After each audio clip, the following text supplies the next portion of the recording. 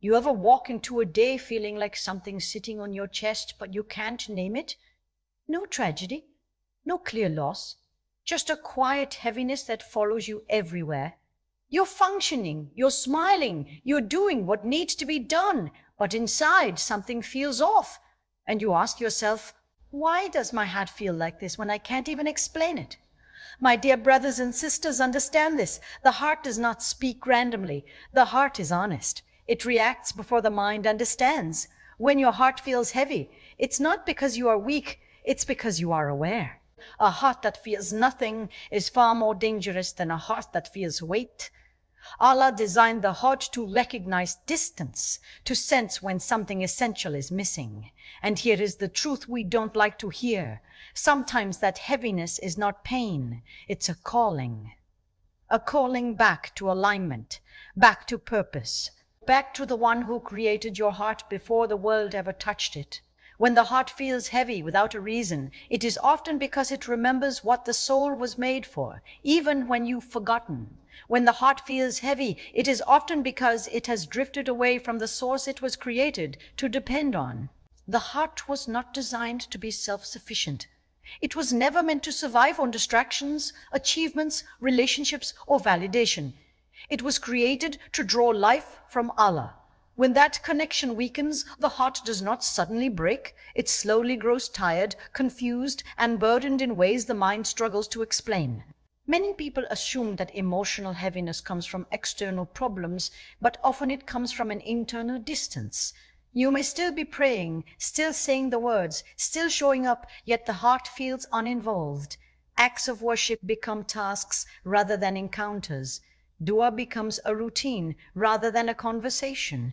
The heart notices this shift long before the intellect does, and it responds with discomfort. The heart has its own language. It does not speak in logic or lists. It speaks in unease, restlessness, emptiness, and longing. When it is distant from its true source, it begins to search elsewhere. It looks for fulfillment in people, success, control, and recognition. But everything created is limited, and the heart was created with an infinite need. When finite things are asked to satisfy an infinite space, the result is heaviness. Distance from Allah does not always mean abandonment of faith. Sometimes it means lack of presence. A person may believe deeply, yet rarely pause to be still with Allah. Life becomes loud. Responsibilities multiply. The heart is constantly occupied but rarely nourished. This kind of distance is subtle, and because it is subtle, it is dangerous.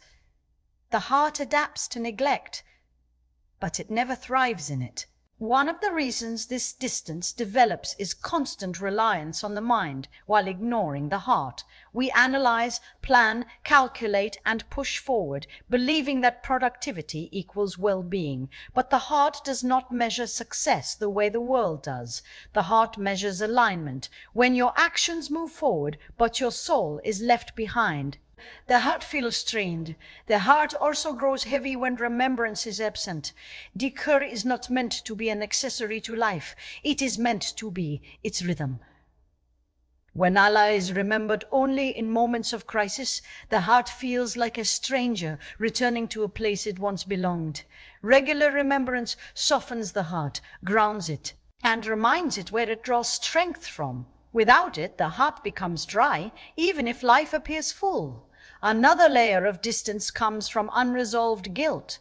When a person falls into sin and does not return through repentance, the heart carries the weight quietly. Islam does not teach perfection, it teaches return. But when return is delayed, the heart feels unworthy, hesitant, distant. This heaviness is not Allah pushing the servant away. It is the servant holding back from mercy they are invited into.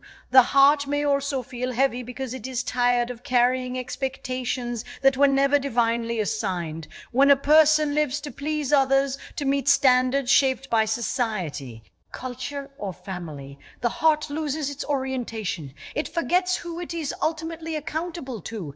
Distance from Allah often increases when people measure themselves by applause instead of sincerity.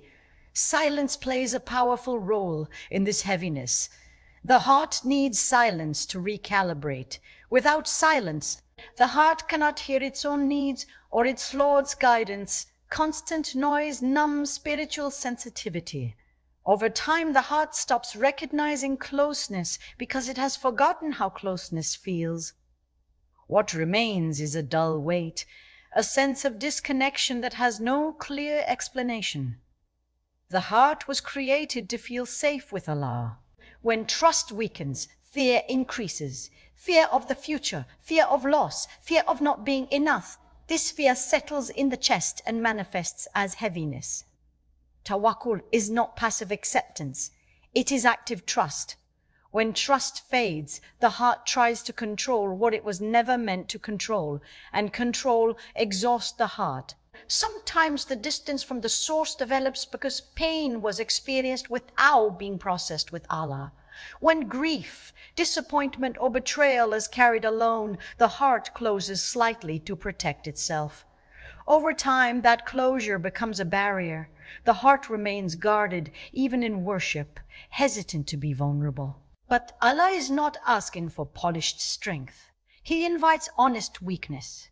The heart also feels heavy when gratitude is overshadowed by constant comparison.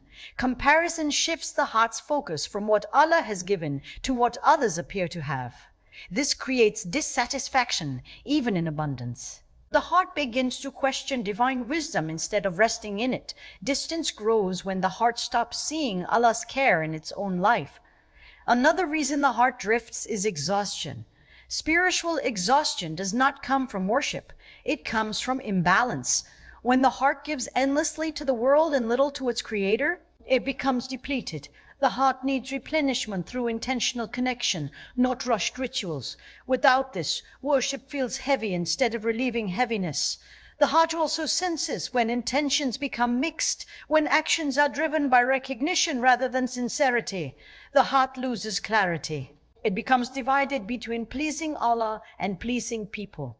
This division creates internal tension, and tension creates heaviness. The heart longs for unity of intention, for a single direction. Distance from the source is sometimes maintained by unaddressed questions. Doubts that are ignored rather than explored respectfully create internal conflict. Islam encourages reflection, not suppression.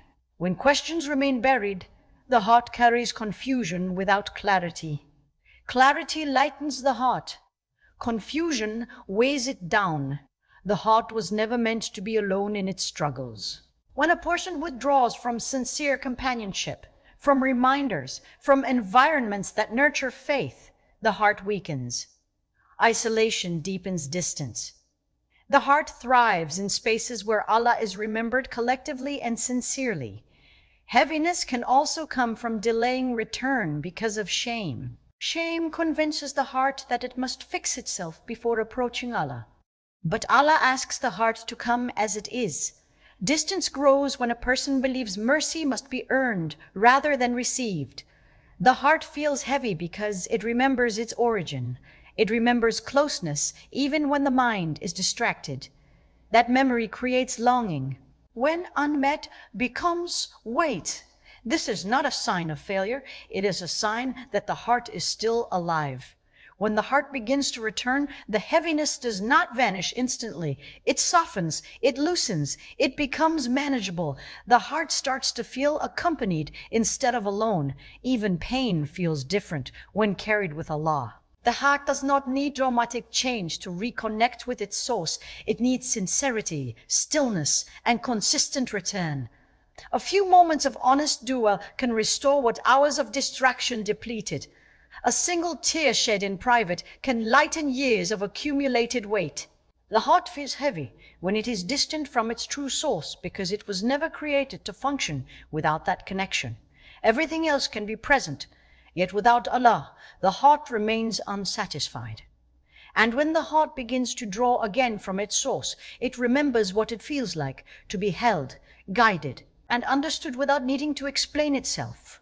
When emotional weight settles into the heart without an obvious cause, it is often the result of spiritual neglect that has gone unnoticed for too long.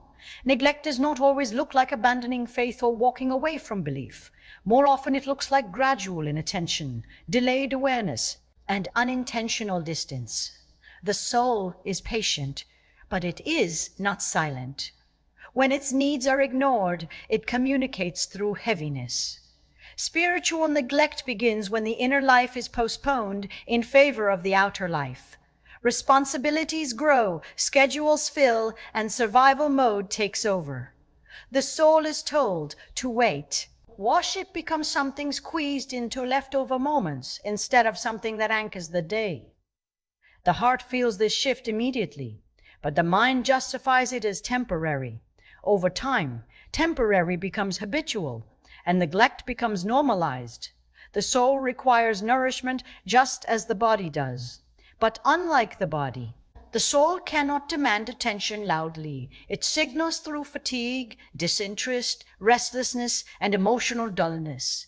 When these signs are ignored, the soul grows weary. Emotional weight is often the soul carrying hunger in silence. One of the clearest forms of spiritual neglect is mechanical worship. Prayers are performed, but presence is missing. Words are spoken, but the heart is elsewhere. The body bows, but the soul does not descend. This creates internal conflict. The heart senses the gap between action and awareness, and that gap produces discomfort. Another form of neglect is delaying reflection. Reflection is not luxury, it is maintenance. Without moments of contemplation, the heart loses perspective. It forgets why it is striving, what it is seeking, and who it ultimately belongs to. When meaning fades, even good actions feel heavy. Spiritual neglect also appears when repentance is postponed, when mistakes are minimized or rationalized instead of acknowledged. The heart carries unresolved weight. Islam teaches immediate return, not prolonged self-punishment. Delayed repentance creates emotional residue that accumulates quietly, pressing on the heart. The soul also suffers when gratitude becomes rare. Gratitude is a form of recognition. When blessings are overlooked, the heart feels deprived even in abundance. This deprivation is not material, it is spiritual. The heart becomes focused on what is missing instead of what is present, and this imbalance manifests as emotional strain. Neglect can also come from overexposure to negativity. Constant consumption of fear, conflict, and comparison weakens spiritual resilience. The soul absorbs what the eyes and ears repeatedly take in. Without intentional cleansing through remembrance and Quran, this accumulation weighs down the heart. Another subtle form of neglect is self-reliance without remembrance. When a person depends solely on their own strength, planning, and control, the soul feels abandoned. Tawakkul is nourishment. Without it, anxiety increases, and anxiety compresses the heart. Spiritual neglect is also evident when pain is carried privately without turning to Allah. Suppressing grief, disappointment, or confusion in the name of strength disconnects the soul from its refuge. Allah does not ask for silence in pain. He invites conversation. When that invitation is ignored, the soul internalizes distress. The heart also feels heavy when spiritual boundaries are blurred. When constant exposure to what hardens the heart is justified as harmless, sensitivity decreases. The soul becomes overstimulated and undernourished. Over time, the heart loses its softness, and hardness feels like heaviness. Neglect can come from forgetting the afterlife. When the horizon narrows to only this world, the heart carries pressure it was never meant to bear. Success, failure, loss, and delay all feel overwhelming without eternal perspective. Remembering the Akira lightens the heart by restoring precaution. Spiritual neglect also develops when one isolates from reminders. Faith weakens in isolation. The soul benefits from shared remembrance, from environments where Allah is mentioned naturally and sincerely. Without these spaces, the heart feels alone in its striving. Another cause of emotional weight is ignoring the soul's need for sincerity. When actions are driven by image rather than intention, the soul feels compromised. Living divided between who you are and who you present creates internal friction. That friction settles as heaviness. Neglect sometimes comes from intellectualizing faith without embodying it. Knowledge without practice creates pressure instead of peace. The soul feels the weight of knowing what is right without experiencing its healing. Faith was never meant to be stored only in the mind. The soul also weakens when hope is neglected. Despair does not always appear as sadness. Sometimes it appears as numbness. When hope in Allah's mercy is absent, the heart grows tired of trying. Hope is spiritual oxygen. Without it, the heart feels suffocated. Spiritual neglect is reinforced by constant busyness. When every moment is filled, there is no space for return. The soul needs pauses. Without pauses, the heart operates in survival mode, not connection. Survival sustains life. Connection gives it meaning. The heart also becomes heavy when dua is reduced to emergency use only. Dua is not just for crisis, it is for companionship. When conversation with Allah becomes infrequent, the relationship weakens, distance grows, and distance feels like weight. Neglect can also stem from unresolved spiritual wounds. When a person experiences disappointment related to faith and does not process it honestly, the soul withdraws. Healing requires permission to question, to grieve, and to seek understanding. The emotional weight that comes from spiritual neglect is not a punishment. It is a signal that something essential has been deprived. A reminder that the soul cannot thrive on postponement. When attention returns to the inner life, the heart begins to respond, not with immediate relief, but with gradual softening. Emotional weight lifts as nourishment resumes.